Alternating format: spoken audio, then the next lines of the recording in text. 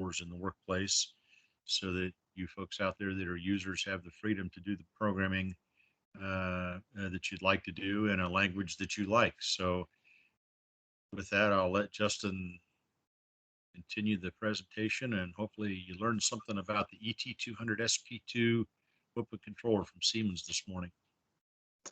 Thank you, Greg.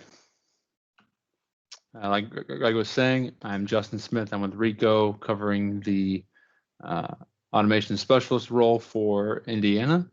My colleague Greg Bodas is our motion specialist out of Cincinnati, and we have two other specialists out of Kentucky, Paul Wheeler, who is our PLC specialist, and we have Dave Henderson, who is our control specialist. So if you have any questions about what you see today or any other product line, please reach out. We'll go ahead and just jump into our open controller. So here's a picture of our ET200S Open Controller. This is in the ET200SP body style, and we'll kind of get into how that applies to your machine setup and how you want to kind of customize your machine, but we'll go ahead and just jump right in. So what is our open controller? What does that do? Well, you can kind of see here where this open controller will fall in our kind of span of products that we offer. So we start with our basic controller, which is our S7-1200. We move from there into our distributed controllers, so our ET200 CPU.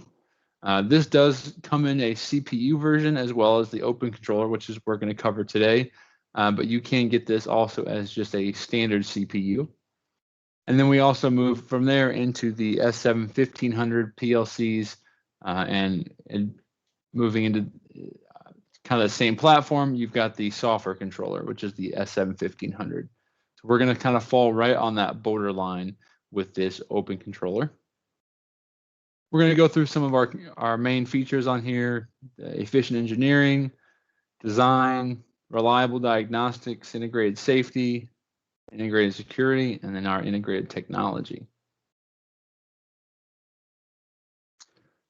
The benefit of this open controller is it's compact yet high performance. The compact design is a standard ET200SP body style. This will mount on a typical 35mm DIN rail. It has a very small footprint, and you do have the option of the slice I/O that can be expanded on the controller itself. So you can have a local or centralized I/O, or you can have the distributed I/O that is built in via Profinet. It's scalable, and we'll kind of get into some of the scalable features of different versions of the machine. It's expandable, so it has the modularity with the ET200SP I/O, as well as the fact that it is a CPU and a PC in one. And then we're going to cover the security. So some of the big capabilities of this is, you have a multiple task in a single device. This is a PC and a PLC in one. They are one box, but they are handled independently, and we'll kind of get into how that works. But you are able to do those kind of complex tasks on the PC side while having a full PLC plant being run through the PC or the PLC side of your machine. And obviously the PC side, you have added high-level code or controlling that can be done through the Windows operating system. So here's kind of how we have a split. We have our main CPU that is controlling the open controller, but it is split with the Siemens hypervisor. So our PC and our software controller, which is integrated into this open controller, are running off the same brain, but they are separate. What that allows you to do is you can reboot your Windows and you can stop your PLC without affecting the other. They do pass data back and forth, but they do run independently between each other. You can see at the bottom we have our PC hardware, the graphics, the Ethernet that is handled on that PC side, but the memory, your Profinet, your actual code is done via the software controller that's built in. This allows us to have that flexibility between the PC projects or third-party software that you want to run on a PC, as well as the HMI that can be run from this device, and you wouldn't actually have to have a separate HMI, but just a touchscreen. And you also have the full capabilities of a 1500 advanced controller.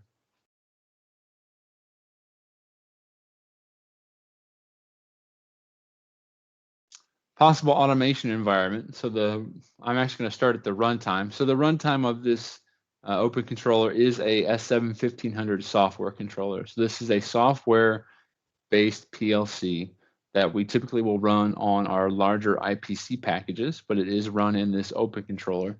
So that is where you're actually going to do your processing, and all the actual coding is going to be done in this runtime.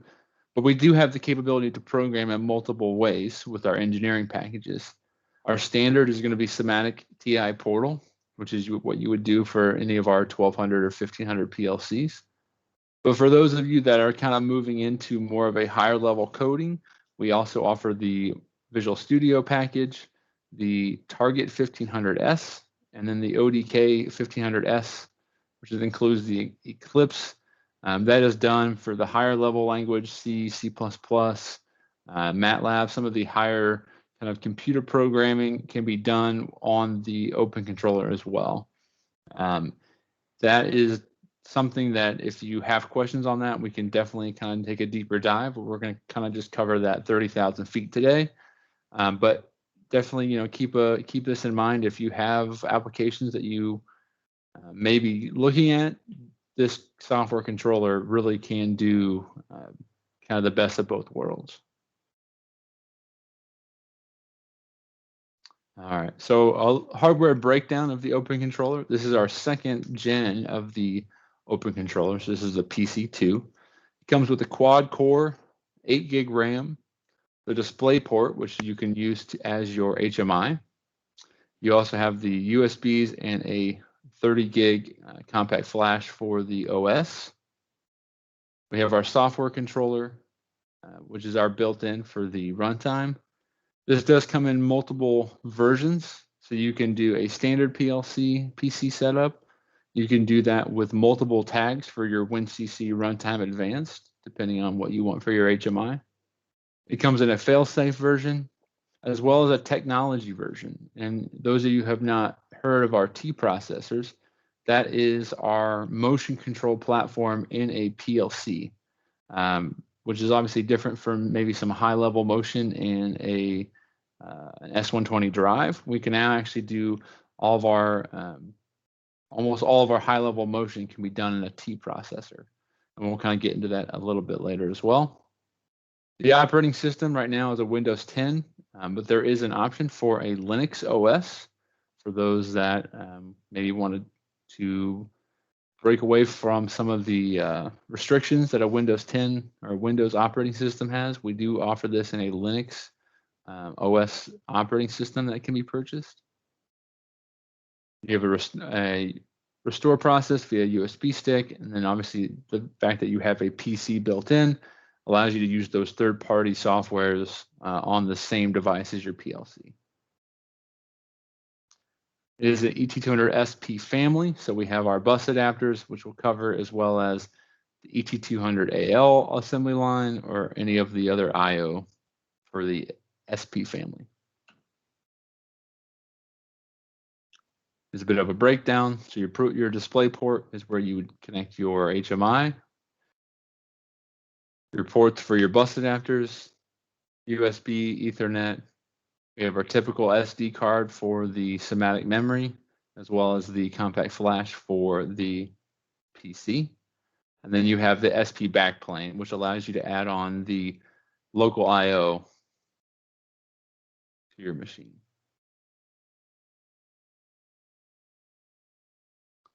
Quick overview of the bus adapter. Once again, this is set up for, normally a typically kind of a smaller machine because you have all this capabilities, but we aren't really limited to that. We have the option with our bus adapters to do our standard RJ45 all the way up to, your full-blown fiber, where you can expand a lot farther than, a typical copper setup.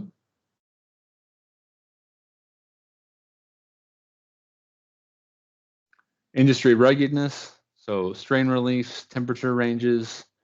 This allows this device to be put out in devices where other systems may not have that same setup. I believe we also offer this in a SIPEC Plus, where you can actually get the industrial coating can be added to a lot of these cards.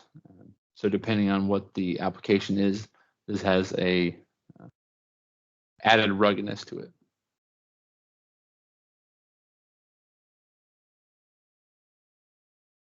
All right. So the efficiency for our TI portal. So we obviously have the capabilities to program with the TI portal, which has that efficiency, consistency with the SP family. Again, so you have the IO as well as all the COM cards or any additional devices you want on there. Option handling, what that allows you to do is kind of customize your machine depending on your customer setup. So if you have a customer that wants kind of an A, B, and C or an XYZ, you can actually keep one project and then just change the add-ons through option handling, as well as our fully integrated safety. So this is a safety PLC. This is a safety software PLC, but it is all built in. There's no added safety module that you have to do. It all is kind of built into that PLC.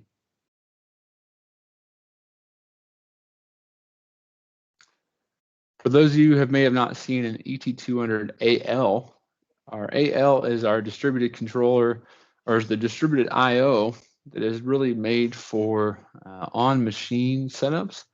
This is small M8 connections that you can actually daisy chain and can be mounted directly to machines. It has the flexibility where you can put this on a robot arm, you could put this on any type of movable object, and you still have that distributed I/O versus kind of pulling all that wires back to a main panel. Definitely a lot of flexibility in our distributed I/O that would mate right up into your open controller.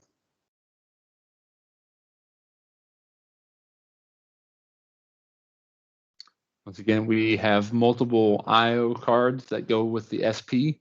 One of them here is an Ozzing. So we actually can set this up as an Ozzing master. Some of you are not familiar with Ozzing. You have that additional kind of safety setup, or not typically safety, but it does have an added communication that you can use with Ozzing.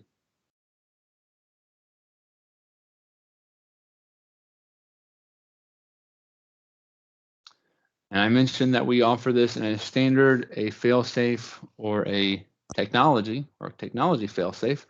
So the T processor adds the capabilities of doing some of our higher level motion. So we're talking absolute gearing, camming, and what is new is our kinematic functions. This can be used directly into this PLC.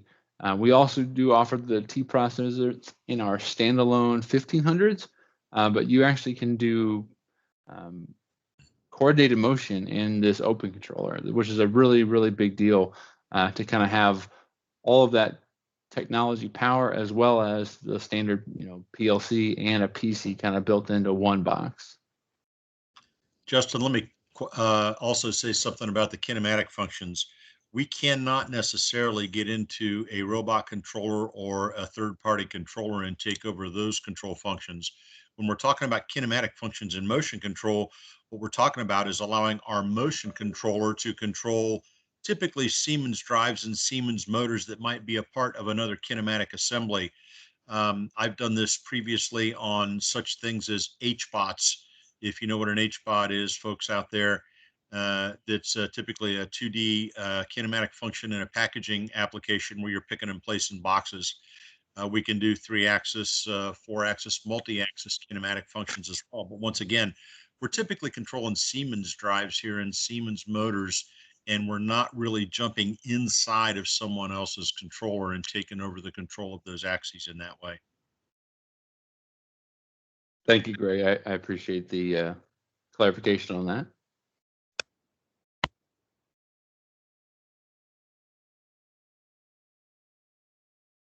All right, the operating system that is listed on here is a Windows 10. This is the Windows 10 64-bit. The LTSB, long-time service branch, so this is going to be supported by Windows. You're not going to have a lot of issues with your Windows kind of updates or having to worry about too many add-ons for the Windows side. This is their long-term setup, and obviously you have all the standard security of a Windows system. For the Open Controller with our Linux base, this is going to run on a Debian OS. So you have that partition for the Linux installation. A lot of companies are starting to move towards or offering a Linux-based option as well as the Windows side, but that is something that they are starting to release for the Open Controller.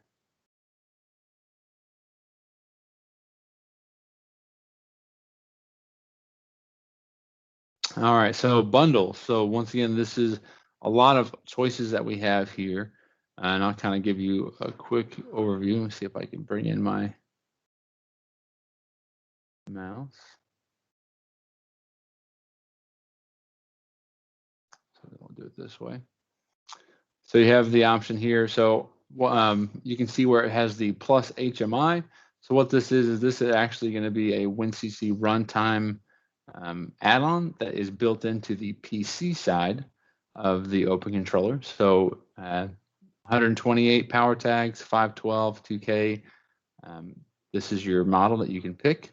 We also offer this in the F, and then we have our T models with also the add-ons. So once again, this is very, very customizable. When we were talking about different versions, you can have a standard PC, you can do the safety PLC, you can do a T, you can do a TF. I would say if you're not really sure where to start, I would look at your count of your HMIs and then decide if you're going to have the option to do safety. You know, safety, especially in the Siemens world, adding safety to a PLC is a very kind of small price add-on when you're going from a standard PLC to a safety PLC.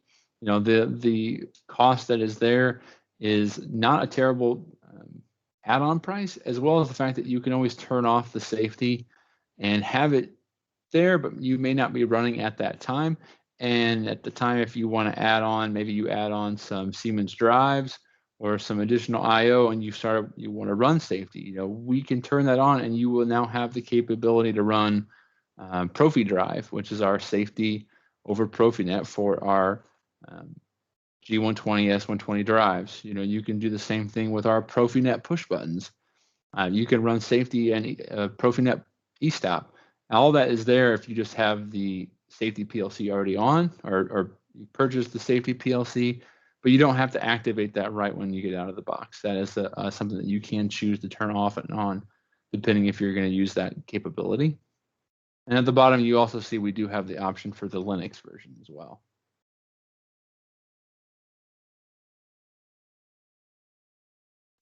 All right, that was a lot faster than I thought it was going to be, but I will kind of open it up to some questions. If you guys want to. Hi, this is Matt Lewis with Catalan. Do you have information on the restore via USB stick option? I can definitely get that to you. We have to do backup and restore testing on ours, and if that's an option that's already built in, that would make that much easier for me. Yeah, no, that's something we will definitely look into for the restore USB. I know I have seen that it's typical done for our IPCs, where you can actually get a USB and it has the OS kind of just on the USB, where you can kind of go in and load that. But I will dig up the information on how to do that for the Open controllers, and I can send that to you for sure. Thank you.